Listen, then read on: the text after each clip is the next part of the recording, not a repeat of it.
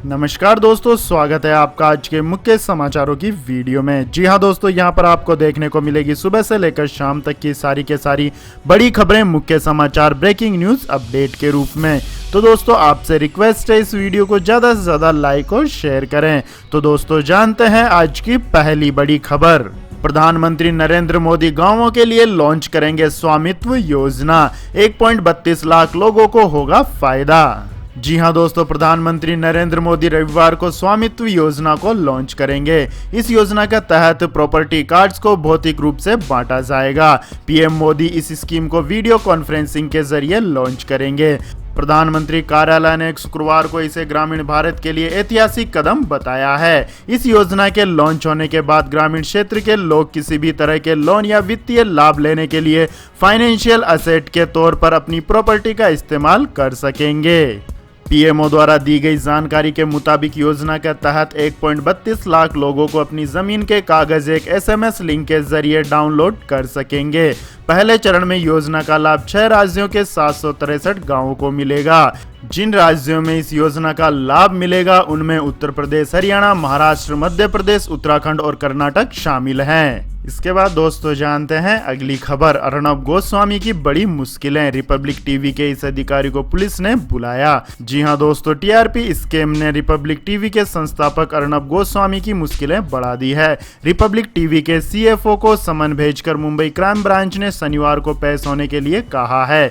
इस मामले में रिपब्लिक टीवी के अकाउंटेंट का फोरेंसिक ऑडिट भी किया जाएगा। जानकारी के मुताबिक रिपब्लिक टीवी पर एविडेंस से छेड़छाड़ का मामला भी दर्ज किया जा सकता है। आपकी जानकारी के लिए बता दें दोस्तों, मुंबई पुलिस की बारक सीईओ के साथ मीटिंग हुई। बारक को मुंबई पुलिस ने रिपब्लिक टीवी और बाकी 2 चैनलों के टीआरपी ट्रेंड्स भी मुहैया कराने के लिए कहा है। साथ ही मुंबई पुलिस ने रिपब्लिक के कुछ एडवर्टाइजर्स को भी शॉर्टलिस्ट किया है। इसमें से कुछ को विटनेस के तौर पर बुलाया जा सकता है। इसके बाद दोस्तों जानते हैं अगली बड़ी खबर। WHO की चेतावनी, महामारी का असर बढ़ा तो हर 16 सेकंड में एक मरा हुआ बच्चा होगा पैदा। जी हां दोस्तों, विश्व स्वास्थ्य संगठन, संयुक्त राष्ट्र बाल कोष और उनके सहयोगी संगठनों ने चेतावनी जारी कर कहा है कि महामारी से प्रेग्नेंट महिलाओं और उनके गर्भ के लिए खतरा पहले से बढ़ गया है। WHO ने एक रिपोर्ट जारी कर बताया है कि महामारी बढ़ी तो हर 16 सेकंड में एक मृत बच्चा पैदा होगा और हर साल 20 लाख से भी ज्यादा स्टिल बर्थ के केस सामने आएंगे। रिपोर्ट के मुताबिक इसमें से ज्यादातर मामले विकासशील देशों से जुड़े होंगे। WHO ने गुरुवार को प्रकाशित रिपोर्ट में यह खुलासा किया है कि प्रत्येक वर्ष करीब 20 लाख शिशु मृत पैदा होते हैं और ये मामले ज्यादातर विकासशील देशों से जुड़े हैं। गर्भाधान के 28 हफ्ते या इसके बाद मृत शिशुओं के पैदा होने अथवा प्रसव के दौरान शिशु की मौत हो जाने को स्टिल बर्थ कहते हैं। संयुक्त राष्ट्र स्वास्थ्य एजेंसी ने कहा है कि पिछले वर्ष उप सहारा अफ्रीका अथवा दक्षिणी एशिया में 4 जन्म में से 3 स्टिल बर्थ थे। इसके बाद दोस्तों जानते हैं अगली खबर। 15 अक्टूबर से दिल्ली एनसीआर में नहीं चला सकेंगे डीजल जनरेटर, बिना परमिट नहीं होगा कंस्ट्रक्शन। जी हां दोस्तों, दिल्ली एनसीआर में प्रदूषण का खतरा ठंड के साथ एक बार फिर मंडराने लगा है। ऐसे में संबंधित एजेंसियां और सरकारें सतर्क हो गई हैं। प्रदूषण पर लगाम लगाने के लिए पर्यावरण प्रदूषण अथॉरिटी ने दिल्ली, हरियाणा और उत्तर प्रदेश की सरकारों को निर्देश दिया है कि आवश्यक और आपातकाल सेवाओं को छोड़कर डीजल जनरेटर को प्रतिबंधित किया जाए। प्रदूषण नियंत्रण अथॉरिटी ने गुरुवार को दिल्ली और उसके आसपास के इलाकों में वायु प्रदूषण से लड़ने के लिए कठोर नियमों को 15 अक्टूबर से लागू करने को कहा है। यह अथॉरिटी सुप्रीम कोर्ट की देखरेख में काम करती है। अथॉरिटी द्वारा बनाए गए कठोर नियम ग्रेडेड रेस्पॉन्स एक्शन प्लान का हिस्सा होते हैं। इसके बाद दोस्तों जानते हैं अगली खबर। कर्नाटक की अदालत ने अभिनेत्री कंगना राणौत के खिलाफ एफआईआर दर्ज करने के दिए निर्देश। जी हां दोस्तों, कर्नाटक की एक अदालत ने शुक्रवार को बॉलीवुड अभिनेत्री कंगना राणौत के खिलाफ एफआईआर दर्ज करने के निर्देश दिए हैं। रिपोर्ट के मुताबिक तुमकुर स्थित अदालत ने कंगना के खिलाफ यह आदेश कृषि कानूनों का विरोध कर रहे किसानों को निशाना बनाकर किए गए उनके कथित ट्वीट को लेकर जारी किया है। आरोप है कि कंगना ने इन ट्वीट में कथित तौर पर किसानों का अपमान किया। हालांकि कंगना उक्त ट्वीट डिलीट कर चुकी है। अधिवक्ता एल रमेश नायक की शिकायत के आधार पर न्यायिक मजिस्ट्रेट प्रथम श्रेणी अदालत ने कायासंद्र पुलिस स्टेशन के निरीक्षक को बॉलीवुड अभिनेत्री के खिलाफ प्राथमिकता दर्ज कराने का निर्देश दिया है। अदालत ने कहा है कि शिकायतकर्ता ने सीआरपीसी की धारा 156(3) के तहत जांच के लिए एक आदेश दाखिल किया था। इसके बाद दोस्तों जानते हैं अगली बड़ी खबर। लेकिन दोस्तों अगली खबर जानने से पहले आप लोगों से गुजारिश है कि इस वीडियो में दिखाई गई खबरें अगर पसंद आई हो तो इस वीडियो को लाइक करें, कमेंट करें और हमारे चैनल को सब्सक्राइब करें। तो दोस्तों जानते हैं अगली बड़ी खबर। बांग्लादेश के रोहिंग्या रिफ्यूजी कैंप में गैंगवार, अब तक 8 लोगों की मौत।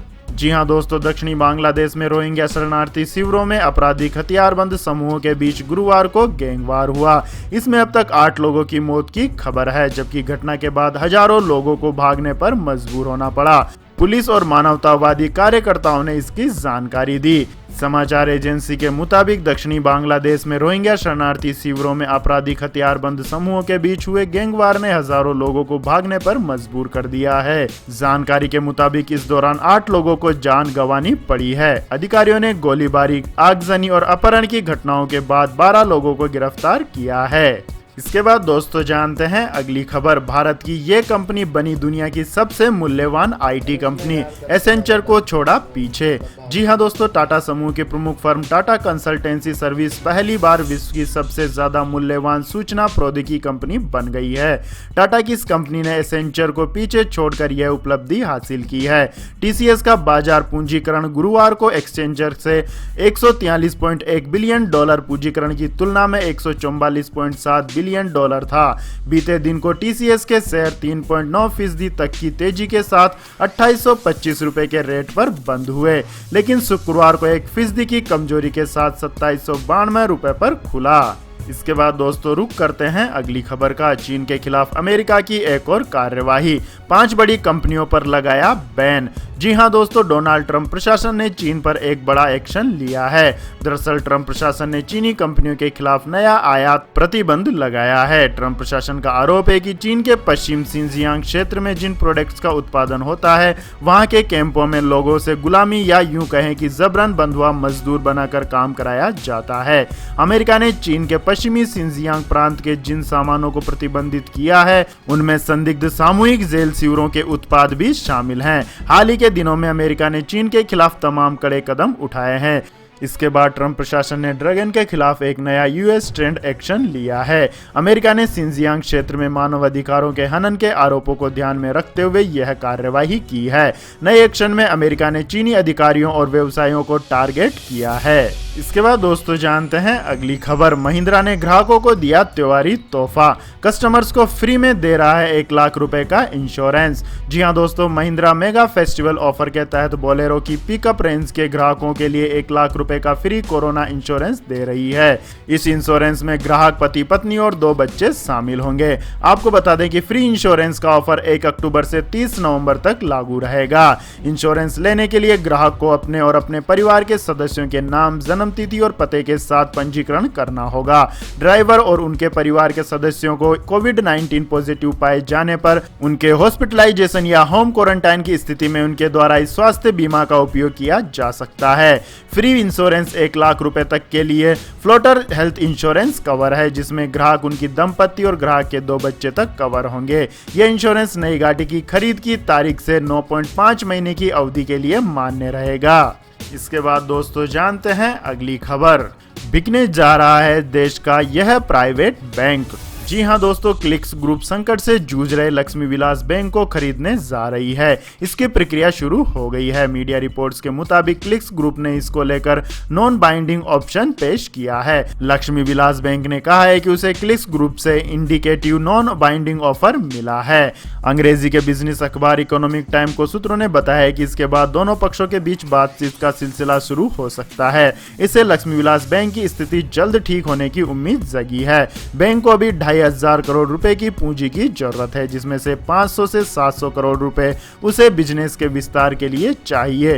टियर 1 कैपिटल नकारात्मक होने की वजह से बैंक सिर्फ गोल्ड लोन और सरकारी गारंटी वाले एमएसएमई कर्ज दे रहा है। इसके बाद दोस्तों जानते हैं आज के मौसम अपडेट्स। तो दोस्तों, बंगाल की खाड़ी में बन रहे चक्रवाती तूफान के असर के चलते अगले 24 घंटों में कुछ स्थानों पर मूसलाधार बारिश हो सकती है। मौसम के जानकारों का कहना है कि इन 3 राज्यों में इस दौरान भारी से भारी बारिश होने का अनुमान है।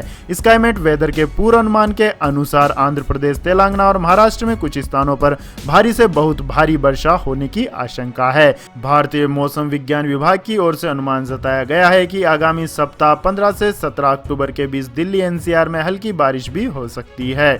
स्काईमेट वेदर के मुख्य मौसम वैज्ञानिक महेश पलावत ने बताया कि अगले सप्ताह 14 से 15 अक्टूबर के बीच हल्की बारिश हो सकती है। कर्नाटक राज्य प्राकृतिक आपदा निगरानी केंद्र का कहना है कि अगले 48 घंटे में बेंगलुरु महानगर पालिका क्षेत्र में भारी बारिश की संभावना वाले स्थानों पर हल्की से मध्यम बारिश होने की संभावना है। इसके बाद दोस्तों जानते हैं अगली खबर। इस बड़ी वजह से आज महंगा हुआ सोना, जाने आज के भाव। जी हां दोस्तों, शुक्रवार को दिल्ली सराफा बाजार में सोने का भाव बढ़ गया है। वैश्विक बाजार में तेजी के बाद शुक्रवार को घरेलू बाजार में भी पीली धातु की कीमतों में तेजी देखने को मिली। दिल्ली सराफा बाजार में सोने के अलावा चांदी की कीमतों में तेजी देखने को मिली है। शुक्रवार को चांदी की कीमतों में भी तेजी देखने को मिली, जिससे चांदी 376 रुपए प्रति किलोग्राम महंगी होकर 62,775 रुपए प्रति किलोग्राम पर पहुंच गई, जबकि सोना 236 रुपए प्रति 10 ग्राम महंगा हुआ। इसके बाद यहां सोने का भाव 51,558 रुपए प्रति 10 ग्राम के स्तर पर पहुंच गया। इसके बाद दोस्तों जानते हैं अगली खबर। आरटीजीएस पर आया आरबीआई का बड़ा फैसला, दिसंबर से लागू हो जाएगा यह नियम। जी हां दोस्तों, देश का बैंकिंग सिस्टम अब सुपर फास्ट होने वाला है। अब देश में किसी भी बैंक खाते में ट्रांसफर के लिए दिन या समय नहीं देखना होगा। रिजर्व बैंक ऑफ इंडिया ने कहा है कि बड़ी राशि के अंतरण के लिए भारत में आरटीजीएस की सुविधा आगामी दिसंबर से 24 घंटे शुरू कर दी जाएगी। इससे भारतीय वित्तीय बाजार को वैश्विक बाजारों के साथ एकीकृत करने के प्रयासों को मदद मिलेगी।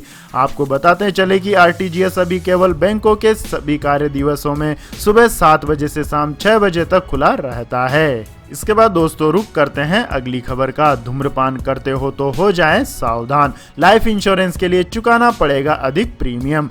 जी हां दोस्तों, धूम्रपान न सिर्फ स्वास्थ्य पर असर डालता है बल्कि इसका असर लाइफ इंश्योरेंस पॉलिसी के प्रीमियम पर भी पड़ता है। कई लाइफ इंश्योरेंस कंपनियों के अंडरराइटिंग टीमों के मुताबिक ग्राहकों के लाइफ इंश्योरेंस के प्रीमियम पर जॉब प्रोफाइल से ज्यादा धूम्रपान की लत का असर पड़ता है। अंडरराइटिंग के नियमों और रिस्क प्रोफाइल्स को देखते हुए कम रिस्क प्रोफाइल्स वाले स्मोकर्स को हाई रिस्क जॉब वाले नॉन स्मोकर्स की तुलना में लाइफ इंश्योरेंस के लिए अधिक प्रीमियम चुकाना पड़ सकता है। पॉलिसी बाजार.com की चीफ बिजनेस ऑफिसर संतोष अग्रवाल ने कहा है कि लो रिस्क जॉब प्रोफाइल वाले लोग जैसे सॉफ्टवेयर इंजीनियर, बैंकर्स और मार्केटिंग कंसल्टेंट की तुलना में हाई रिस्क जॉब वाले लोगों जैसे कंस्ट्रक्शन वर्कर और जेल में काम करने वाले अधिकारियों के लाइफ इंश्योरेंस का प्रीमियम कम होता है। जॉब प्रोफाइल की तरह इंश्योरेंस कंपनियां उपभोक्ताओं को दो अलग अलग सेगमेंट स्मोकर्स और नॉन स्मोकर्स में बांटती है। इसके बाद दोस्तों जानते हैं अगली खबर। भारत अमेरिका के बाद अब पाकिस्तान में भी बैन हुआ टिकटॉक। जी हां दोस्तों, भारत और अमेरिका के बाद पाकिस्तान में भी चाइनीज ऐप टिकटॉक को बैन कर दिया गया है। समाचार एजेंसी ANI ने जियो न्यूज के हवाले से बताया है कि पाकिस्तान के टेलीकम्युनिकेशन प्राधिकरण ने चीनी ऐप टिकटॉक को अपने देश में ब्लॉक कर दिया है। पाकिस्तान में टिकटॉक पर परोसी जाने वाली सामग्री को लेकर शिकायतें आई थी, जिसके बाद इमरान सरकार ने चीनी ऐप को मुल्क में बैन कर दिया है। रिपोर्ट्स के अनुसार पाकिस्तान के टेलीकम्युनिकेशन प्राधिकरण ने अनैतिक, अभद्र और अश्लील सामग्री की बड़े पैमाने पर शिकायत मिलने के बाद टिकटॉक को चेतावनी दी थी। प्राधिकरण ने एक बयान में कहा था कि इस प्लेटफॉर्म की सामग्री का समाज और खास तौर पर युवाओं पर बहुत ही नकारात्मक असर पड़ता है। लिहाजा पाकिस्तान सरकार ने चीन के साथ अपनी दोस्ती भूलकर मुल्क के युवाओं पर पड़ने वाले नकारात्मक असर को ध्यान में रखा और ऐप को बैन कर दिया। इसके बाद दोस्तों रुक करते हैं अगली खबर का। सैमसंग गैलेक्सी S20 FE की प्री बुकिंग भारत में शुरू।